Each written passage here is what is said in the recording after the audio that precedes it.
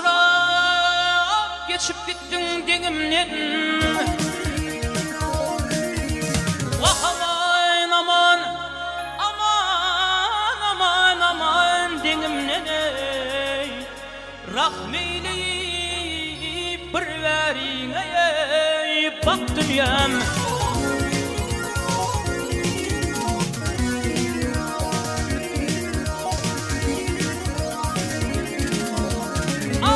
Köp bağıtlap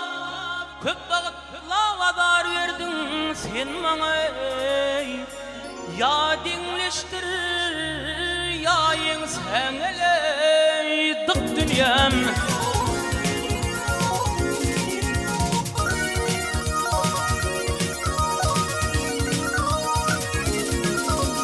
Vak bir gün vardım bir yetimin öyüne.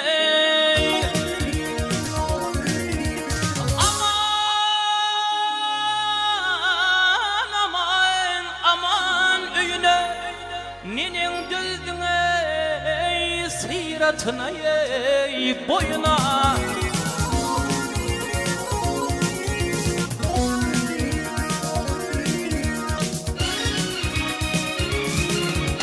Vak saldın cesedini yerin teyine ey. Adam ey tünnen karnıma dok dünyam.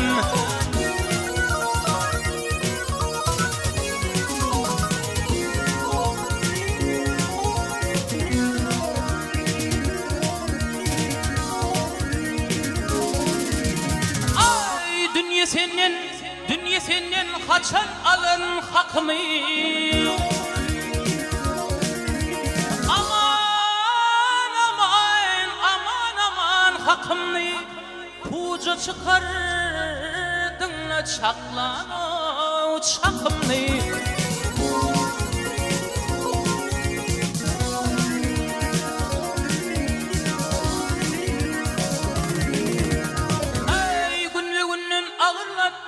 Yükümlü ey, ya dinleştir ya beyleme ey, sok dünyam.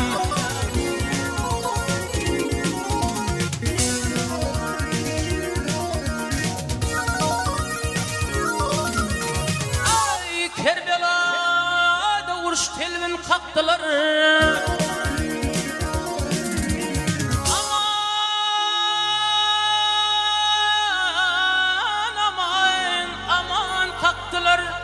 Garip ağladı bayele sattılar.